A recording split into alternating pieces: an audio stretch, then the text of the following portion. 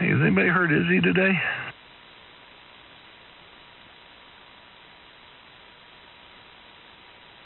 You just missed him. Just here, man. You just missed him. Oh, bummer. Yeah, a couple questions for him. That's cool. KB2 UKA. Good. We had afternoon? Yes. Good afternoon. Good afternoon, Doug. Doug, welcome back.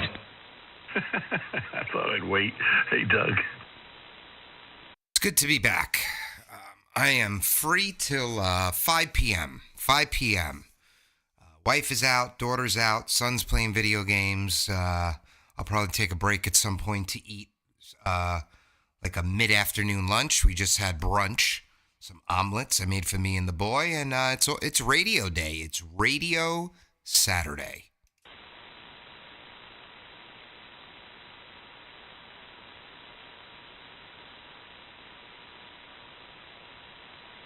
Yeah, let me see if I got it. So, yeah, I'm going to be leaving here about 2:30. Go out to that ice box of a car. 13 degrees here, man. Holy cow. And I'll take the long ride out to pick both my boys up. That's about a little more than an hour and a half ride. And we're going to go back into downtown Buffalo. Go to that lacrosse game. And have a good time, man, for sure. You going to see the pros? Yeah. Yeah, the band is... Oh, no shit. Enjoy that. It's cool as hell, man. I'm going to definitely enjoy it. And then, hanging out with the boys, too, it's going to be awesome. Yeah, you're gonna have a great day. Yeah, lacrosse, hockey, and highlight. Oh, man, they're my faves. It's fun, right? Oh, hell yeah. Especially the highlight where you can bet on it. And that Buffalo team and the Bandits, they've been doing great, dude. I think they're champions 3 years in a row. Yeah, it's getting to watch the creme de la creme there. At least somebody in Buffalo can win it.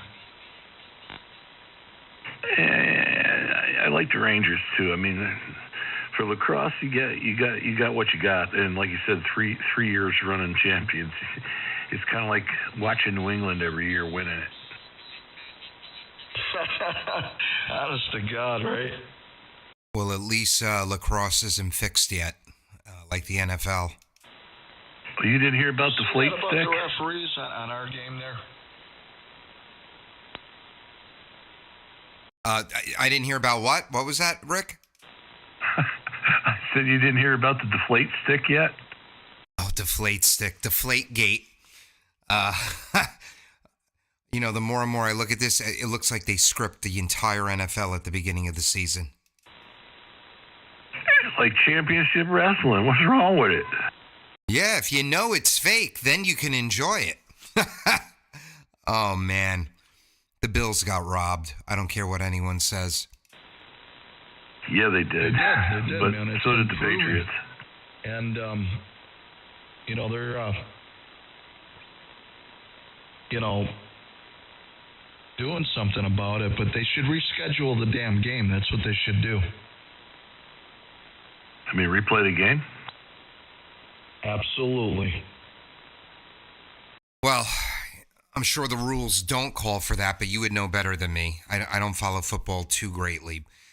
But if the entire game was improper calls, then I guess you could argue they should replay the game. It hasn't been done in our lifetime, but I've heard of it being done. So, I mean, there is that. But, man, could you imagine the money that would generate and piss off people in this world? You'd have them shooting each other. And what happens to the betting line from the first game? I guess that's closed in the books? In Kansas City, that game should be replayed. Honest to God, man.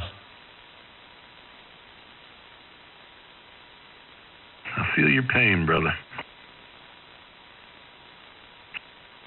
any consolation, I rooted for them hard until they started. I don't know. I got scared early on watching them.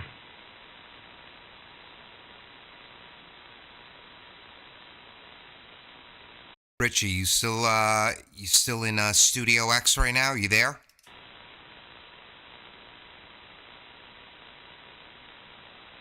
Yeah, Doug, I was listening to that, so, yeah, you were recording there a little bit.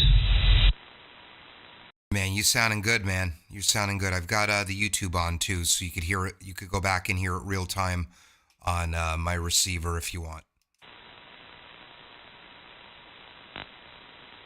No problem.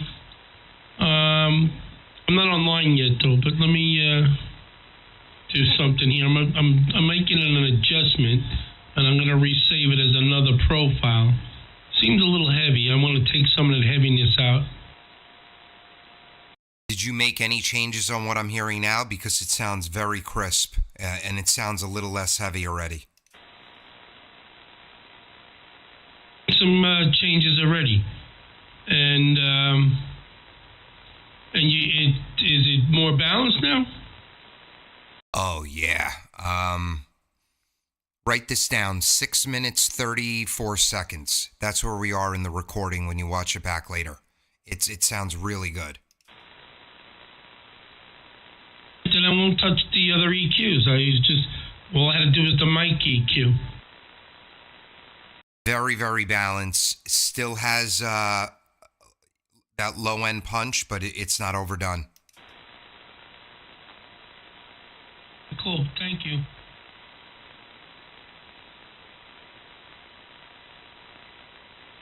KB2 UKA.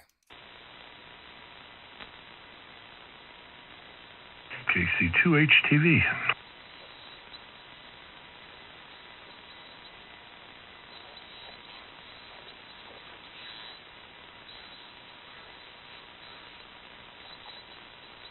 Doug, what'd you say you were getting for weather? Who, me? It's a beautiful day outside.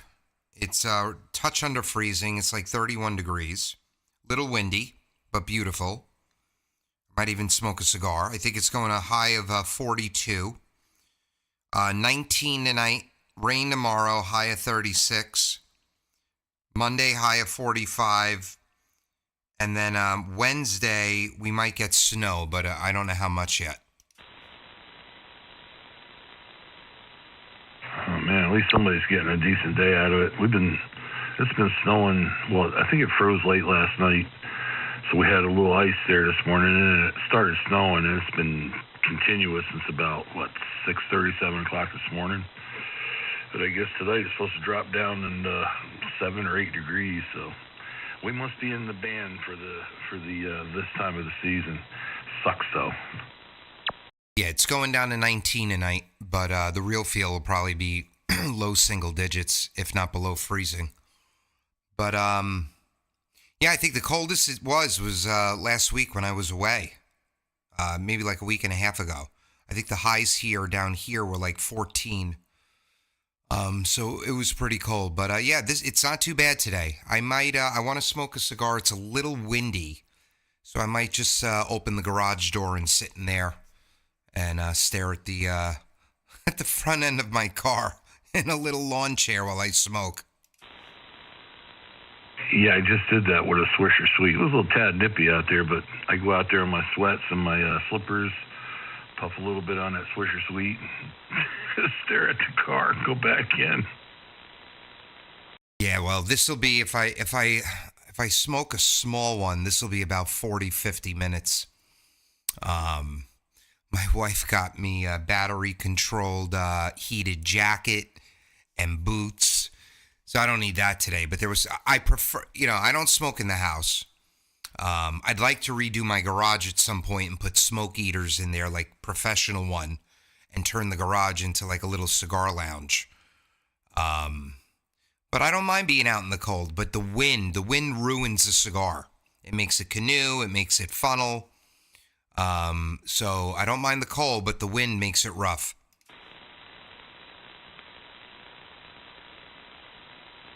At we get right down to freezing temperatures and the wind's whipping. I'll refer over to a pipe now and then and do some long grain cherry or something, or half and half, and I'll enjoy that. That's not bad out in the wind, but cigar, no.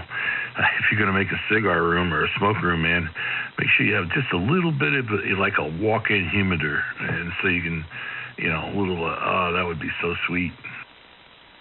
So I have a bunch of box humidors, but then I have a small like Frigidor. It looks like a little wine fridge, but I just had one delivered that's pretty damn big. It looks like a small refrigerator. It's in a crate in my garage. It got delivered yesterday. I didn't realize how heavy it was. I should have just given the guys $20 and have them bring it into the basement for me. So now I got to unpack this thing and I have a hand truck. I got to get it up 4 stairs to get it into the basement from the garage. But this thing will hold, it'll hold 1,500 cigars. It's full heat, cooling, and humidity, all automatic. So it's going to go, I'm putting it here in the shack. I'm going to put it up against the wall in here, and I'm going to transfer all my cigars into it. But I got to get the damn thing in the house first. Yeah, there's always a drawback, and weight and bad backs and old age don't mix. So, yeah. I mean, the hand truck is our friend, but I've had it push me down the stairs before. It's like, oh, no. Thud. Yeah, we have a smoke shop down in the next town over in Kinderhook, old Kinderhook. They had the Black Dog, and his humidor, his walk-in humidor is, I want to say about a 10 by 10 by 8. It's gorgeous. I mean, all really pretty woods, and then he's got, of course, like a 2.5 foot shelf at an angle all the way around, too high, with different cigars in it. Man, it's like I'm like a kid in a candy store, but it's like you got to have a nice place inside. A cream sherry would be nice. Well, that's the thing. Cigars are meant to be smoked. Like if you're smoking good cigars, they're meant to be smoked indoors. The problem is, I kind of average in the winter a little less, but I normally average like 1 a day. Usually after dinner, especially in the summer, go out back, smoke a cigar. Weather permitting, I try to do that in the winter also. But if you're smoking a cigar every day in the house, if it's not a sealed off room with a smoke eater, the damn house is going to smell like stale smoke. And I just can't have that with the clothing and the kids and all that. But I would love to make a room, just the size of this room. This room's like 14 by 14, something like that. If I had another room with a smoke eater and the shelving around it and Spanish cedar, I could turn the whole damn room into a humidor and just sit in there and smoke. The question is now, is it going to go through the sheetrock to the upstairs? With the smoke eater, it might not. I installed quite a few of those smoke eaters when I was working for a commercial electric company, and had the dubious pleasure going in once a season on some of the big ones, like at the Elks or the Lions clubs, stuff like that. I'd have to take them apart and clean the elements. And man, that was a nasty job. Come out of there brown orange and stinking like cigars and cigarettes, but they work. They work real well. Most of them are up high though. I've never seen any at ground level. Yeah, they're all in the ceilings usually because the smoke rises. Yeah, God, the resin that must build up in those things, gross. Oh yeah, and all the elements, they're like an E string on a guitar. They're just back and forth, and you got to kind of wash each one with soapy water and something really. I think we had some kind of fiber, like a mop head, that we would go back and forth over them. And you can see the water turning brown as soon as you do it. It's, but here again, we did what we needed for a living. The company made good money doing it. Oh yeah, absolutely. I watched a video on a guy who had them installed in his friggin' living room. Okay, not sealed off or anything. He had a professional one installed in the ceiling of his living room, which is opened up to the other parts of the house, and it was a gorgeous living room. white furniture, everything. And he's sitting in there smoking the cigar. And you know what? I got to go back and see if he did a follow-up, because he made the video the first day it was operational. And I'd like to see what he has to say after a year of doing it. But I'm sorry, if you're sitting in your living room, even with a smoke eater, your house is going to smell like cigars. You need to be in a sealed-off room. Yeah, you want to develop positive pressure in the room when the vents open and the smoke eater is operational. But other than that, it should be 0 to negative pressure. 0 to negative, yes, so that it pushes up and out. Yep, that's the whole idea behind it. And then it kills the larger particulates and traps them on the high voltage grids, and sooner or later you don't have anything coming out the other side. So those smoke eaters, they just circulate, or do they exhaust? You have to exhaust the smoky air out. Yeah, all the ones I've ever played with were exhaust only. So you put it in the ceiling, and you have some type of exhaust going outside. Yep, goes right out the, most of them were sleeves that go right out the top of the building. They had big grates on the side of them. Most of the outside grates were cool. They had the electrical ones. If the smoke eater's on, it would open the grate up. Not so great in inclement weather, so they would leave them on all the time, but it worked. Very interesting. All right, well, I'll add that to another project to do. KB2 UKA. And KC2HTV. Smoking cigars. Oh, yeah. Well, with all this talk of it, I might have to go cut one and light one. Go sit in the garage. I haven't smoked one since last Wednesday, which was the day I left St. Martin. I smoked so many in the Caribbean, Rick. I never do this, but it was the first time I've been in the Caribbean since 2017. And it was the first vacation we took with the kids where nothing was scheduled. So it literally was wake up, go to the beach, eat, go back to the beach, dinner, go to the pool at night. So I would wake up, have coffee on the balcony, and light a cigar. I'd probably smoke the cigar for about 20 minutes, let it go out, bring it down to the beach, finish it, smoke 2 more on the beach. And then that night, I would go see my buddy who owns a cigar store in one of the towns on the island and smoke another cigar with him after dinner. And I think I smoked 4 a day. Well, when I got home Wednesday night and Thursday morning, I was like, wow, I could tell I just smoked 4 cigars a day for 8 days. So I took a break. But I think I'm ready for one. Yeah, I have to take a break every once in a while, too. It's just, on the weekends, I can puff maybe 2 a day. But on the weekdays, I may even do about a half in the morning and a half at night before I go to bed. But either way, I'm going to get my puff in there. And just having that new car sit out there, it wouldn't be a bad thing to stare at. Oh, I heard you say that the other day. What'd you get? I got the Durango SRT. Oh, boy. How many horse? That's a big boy. How many horsepower is that? I think it's 475. This one's the one the state police use. It's the last one on the East Coast, so it doesn't matter. There's not any more. There's none. This is the last one. So, and it's a special edition. It's the dual red stripe with what's that? 6.7 liter, 475 horse. They call it a 392 Hemi. Yep. I know what it is.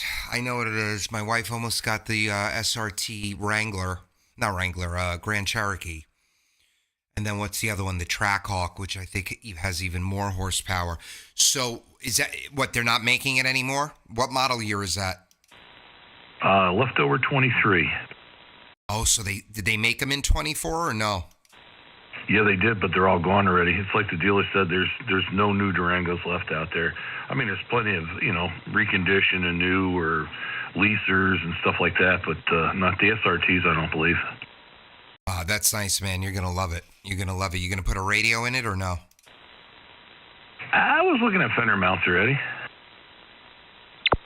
See, I've been leasing cars probably for the last 10 years. So I sometimes I put a radio in them, sometimes I don't. When the lease on my Wrangler is up, I'm getting something big. I'm doing something like you did. I want a big engine, big truck. I think I'm going to deck it out with communication stuff this time. I'm going to buy it. I'm not going to lease it. Yep. I looked at it. I mean, payment-wise, I got it from like 87 down to 85, and I slapped a down payment on it, brought that down to 45 and financed. But even then, a $600 payment.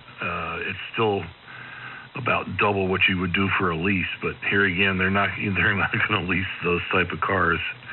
He had a jailbroke Hellcat out there. My God, 1,001 horsepower. I was like, oh. And he had a couple of those. The electric cars from out in California, and they're I think one was 1,010 horsepower, 4 motors, 1 to each wheel. The thing was legendary for pinning your head back. It could do whatever the hell Musk makes them. But either way, it was almost like a kid in a candy store. But the major thing is I can tow 8,000 pounds with almost 550 at the tongue. So I'm going to go get my son's camper. It's never even been stayed in a barn down there in Jersey, and bring it back up here and have fun with it. Oh, that's cool. Yeah, the Tesla makes the Plaid, which is over 1,000 horsepower. I've been in them before. They're sick. See, I like Teslas. I like electric cars for what they are. I just didn't like that they were trying to mandate that that's all you can have, because I also like combustion engines. But let me tell you something. Even the Model Y, which is relatively inexpensive. It's less expensive than the Durango you bought. The Model Y Sport or Performance, whatever they call it. I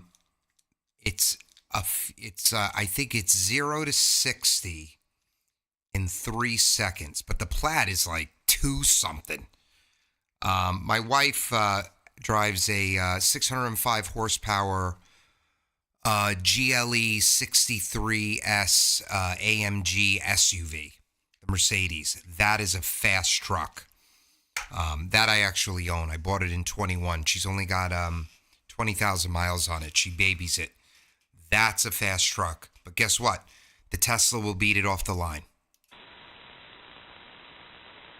Yeah, he said when I came in, I talked to the owner. He says, this is Orchard Dodge in Hudson, New York. Not a bad little dealership. He says, I have 2 Plaids out here. He says, you want to go play? And I was like, no, not even. They were using them just to run around in. And then he had the last Challenger Hellcat jailbreak in there. That thing is, he said that and both those Plaid would scare the shit out of him when he went down the road. He says, I couldn't contain myself, and I ended up almost killing myself. He says, but it's fun. He says it's insane power. But yeah, no, I'd love to go that route. If I was living in Florida or down in Virginia, I'd probably buy something like that. Hell yeah. But up here, and that SUV you got, that's in a whole different class. I mean, this is nice, but it's not that type of class. Even some of the Cadillacs make this one look silly. Well, I've owned Jeeps all my life. Grand Cherokees, Overland Grand Cherokees, Summits, Limiteds. My wife always wanted Jeep. This is the first time we bought a luxury car, and we weren't even supposed to buy it. I had bought a Mercedes off Carvana, an E350 sedan. It was pre-owned. And then she wanted a Mercedes for the first time because they're gorgeous inside. They really are, and they're smooth drives.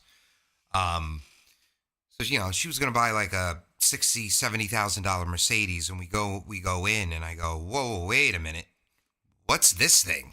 And he goes, that thing's 605 horsepower stock. You can tune them to like almost 1,000 horsepower, which maybe she'll do. As it gets older, and we have an extended warranty on it because you got it with these things. I've already had, they've had the car for 2 months at one point. 7 and 8 kept blowing. They had to change all the cylinders out, and the engine is handmade in the AMG factory. It's handmade by one engineer. He laser engraves it with his signature. And the problem is, if you ever need a replacement engine, they replace it with a factory-built engine, not the handmade one. So then it really destroys the value. So you have to have an extended warranty on it. KC2HCV, yeah, I can see why with a car like that. My God, yeah. But that's, I had an XJ6 Jag when I was living over in Europe, and I think it was a 69. It had been raced a couple of times. It was just sitting in the back of a showroom, and I brought that back to Spain on tourist plate. So I had to take it out of, while I was living in Spain, I had to take it out of the country every 6 months to get the visa for the car stamped, and then come back in. And it was a piece of work, man. The checklist, the daily, the weekly, and all that. And I love that kind of car, but here in the Northeast, if I'm going to use it as a daily driver, this thing's a beast, brother. I really feel bad taking it out there on days like today, but I bought it to use it, not to, set it in the garage. I got a couple wall hangers out there now. But when you got your Carvana, this is going to sound stupid. Did you get it out of the Pez dispenser? No. So this was in 20. I actually bought. I bought I bought 2 cars from them. This was in 2019, and the closest dispenser was in Pennsylvania.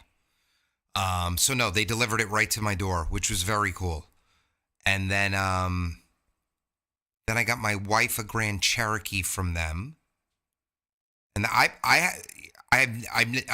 from the 2 times that I used them, I had no bad experience. The cars were great, no issues with the car. If you're going to finance through them, they rape you on the interest rate, even when your credit's good and even when rates were low. They charge an upcharge on interest. So you either got to buy it cash or you got to get a loan somewhere else and then send them cash, because their credit facility is not good. But their service is good. Sounds like they pattern after a Harley business model. Service is good, but man, it's costly. Whew. Yeah, they offered all kinds of, accessory warranties with this and crap, and I was like, no, dude, you don't understand. And then he was going to get me with gap insurance for driving it off and having a total collision replacement cost on it. I was like, man, I don't know you must be dealing with teenagers too much, man. And Joanne was sitting over there. She could tell she was waiting for me to blow up. And the guy had the balls to charge me $53 for a title because I couldn't find it. I'm like, oh man, I could have did it online for $10, but no, I got to pay $53. These are greedy. God, I hate going to dealerships. But yeah, I think you could put this is twin turbine that you can put on these, and it'll boost them up to 800. But I think what's in there is it's got 4-inch scavengers on the tips, and this thing scared the shit out of me when I first fired it up. I was like, oh God. About 15 minutes from my house, I just Google searched it. There's a Durango SRT Hellcat Plus. Is that what you have, or you just have the SRT? Nah, it's SRT. Anyway, yeah, baseline. This is Durango SRT Hellcat Plus. They want $90,000 for it, 2023. It's a 6.2 liter supercharged Hemi V8. That's the same engine though, right? Yeah, they put the supercharger on it. That's another $10,000, and I was like, no. Trying to see what the damn horsepower is of this one. Suspension, warranty, powertrain. Okay. We've got.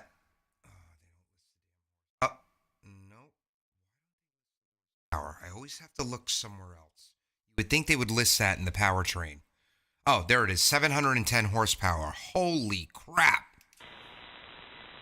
Yeah, the same engine goes from 475 without a limiter to a fully blown 700 Hellcat. It's anywhere from 1,000 to 15,000 more for this to be turned into that, and I just could not see it. Do you know what that's like trying to drive in snow? Oh, you got to put it if you you got to put it in comfort and you got to keep it in low gear.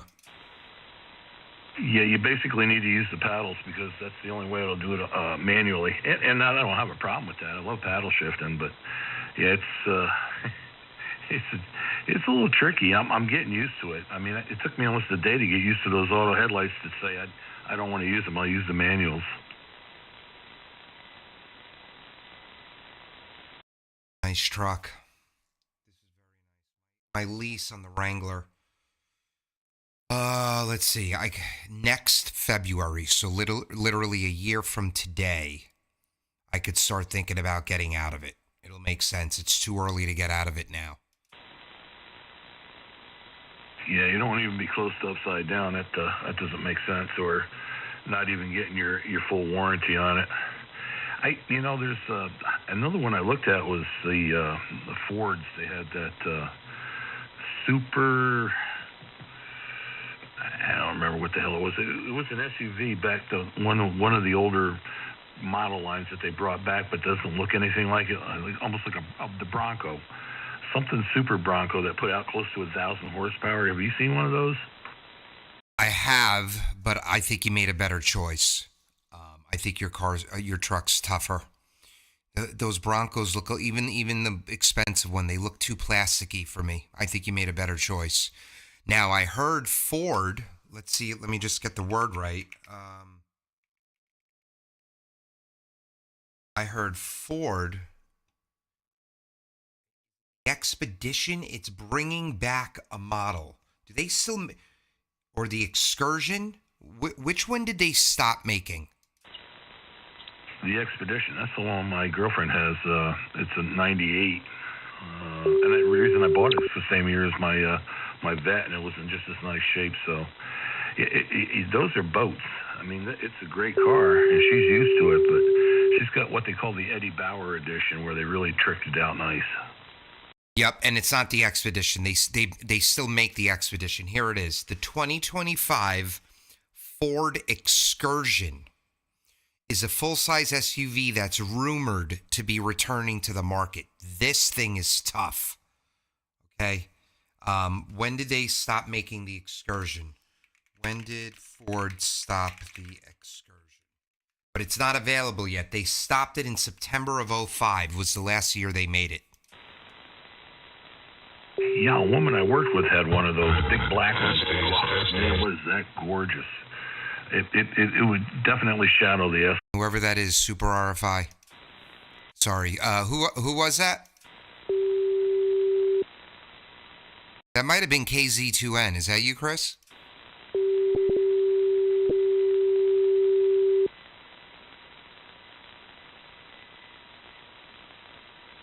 Somebody doubled with you. They were like 20K wide. It was like a pure signal blowout.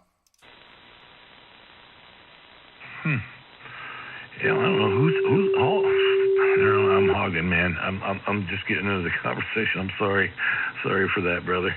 Yeah, I do think it's a fun car, though. I mean, if I bought one more car as it goes, at 68, this would definitely have been the car. It's just it's got the what do they call it? Some kind of demonic red interior with the red leather and the seats. And there's leather everywhere, man. Like, man, I had the wrong mic on. There we go. Like a fine cigar. Oh, yeah. All right. Well, speaking of fine cigar, it's almost 1 o'clock. I think I'm going to go light a stogie. I'll be back on here in about an hour. Rick, good conversation. Congratulations on the truck. I hope it brings you many years of enjoyment and fun. And anybody else out there, 7-3, I'll be back in a little bit. KB2 UKA. Yeah, he won't be back. I will, Chris. My wife's out till 5. And my daughter's sleeping out tonight. So tonight it's just going to be me, her, and Carter. I'll be back on. All right. KZ2N, good afternoon, fella.